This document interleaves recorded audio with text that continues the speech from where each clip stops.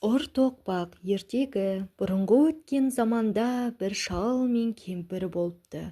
Шал мен кемпір малдары жоқ кедей болғандықтан тұзақ құрып күнін көреді екен. Бір күні шал құрған тұзағын келіп қараса, бір қаз түсіп қалыпты.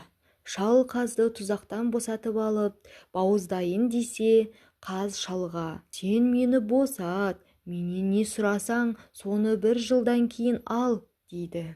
Шал мақұл көріп, қазды босатып қоя береді. Үйіне келіп, жанағыны айтса, кемпірі шалға ұрсады.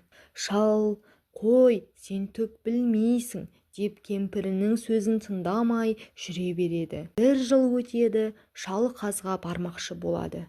Жүре-жүре бір жерге келсе, өңкей түйе жайылып жүр екен. Келіп түйешіден: «Бұл кімнің түйесі?» десе, түйеші: «Бұл қазбайдың түйесі», дейді. «Бұл қазбай баяғы қаз екен», деп шал ойланып тұрып жүріп кетеді. Бір жерге келсе, көп қой жайылып жатады. «Бұл кімнің қойы?»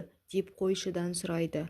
Қойшы: «Бұл қазбайдың қойы», дейді. Шал жанағы қойшы баладан: «Шырағым, қазбайдың бұдан басқа несі бар?» деп сұрайды. Бала шалға: «Қазбайдың үш жақсы нәрсесі бар. Біреуі піс қазаным піс десе, әр түрлі тамақ пісіп шығады.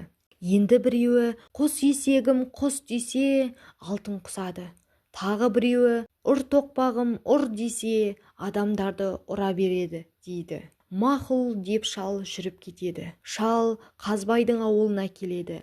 Қазбай шалды күтіп алады. Шал қазбайдан піс қазанын сұрайды. Қазбай сұрағанын береді. Шал алып үйіне келе жатса, бір жерде асық ойнап жатқан балалар шығады. Балалар шалға: «Ата, түсіп тамақ ішіп кетіңіз», дейді. Шал түседі. Үйге кіріп бара жатып балаларға: «Шырақтарым, піс қазаным піс демеңдер», дейді. Шал үйге кіріп кеткен соң, балалар тыңдасын ба? «Піс қазаным піс» деп шулап қоя береді. Сөйткенде әр түрлі тамақ пісіп, даяр болады. Балалар қазанды айырбастап алып қояды. Шал шығып қазанды үйіне алып барып, «Піс қазаным піс» десе, еш нәрсе піспейді.